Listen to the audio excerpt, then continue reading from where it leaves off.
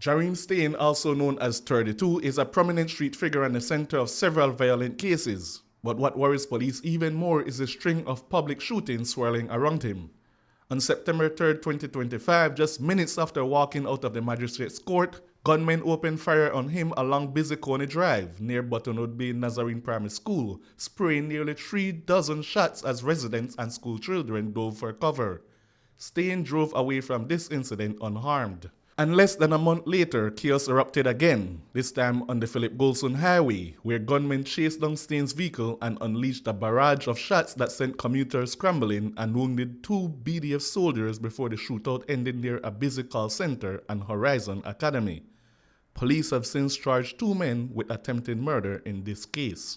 And even with multiple attempts on his life and repeated warnings from police, Staine was back out on bail, this time on charges tied to contempt of court and alleged gang activity, even as he stands accused in the attempted murder of rival Jimmy Rojas. A reminder that his presence in public has sparked violent retaliation before. And just days after walking free on bail, gunfire erupted again. This time on a public basketball court in Lake Independence, where automatic weapons sprayed the area, hitting Jahreem Staine and 3 other young men as bystanders ducked and scattered.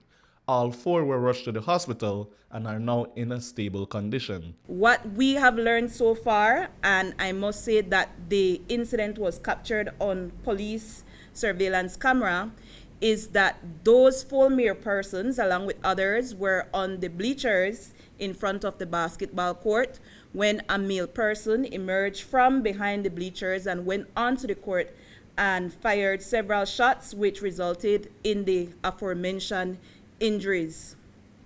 The surveillance camera and the footage therefrom is being meticulously scrutinized with a view of apprehending these assailant or this assailant. Is there anything the police can do to prevent him from being at public events, individuals like these who are hot targets?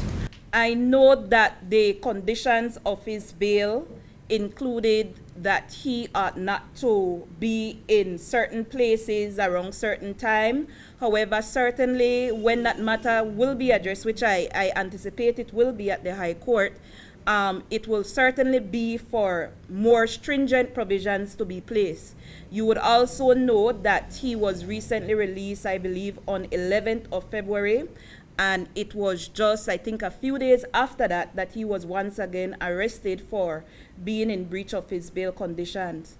The prosecutor objected to bail. He changed his plea to guilty, and he was fined, and that was the reason that he was out on the street. However, as I stated, we're in the process of having the necessary documents be placed before the High Court to address the matter in that venue. And what's fueling even more outrage tonight is that every one of these shootings, from Coney Drive to the highway to a neighborhood basketball court packed with kids, has unfolded in public spaces where families go about their daily lives.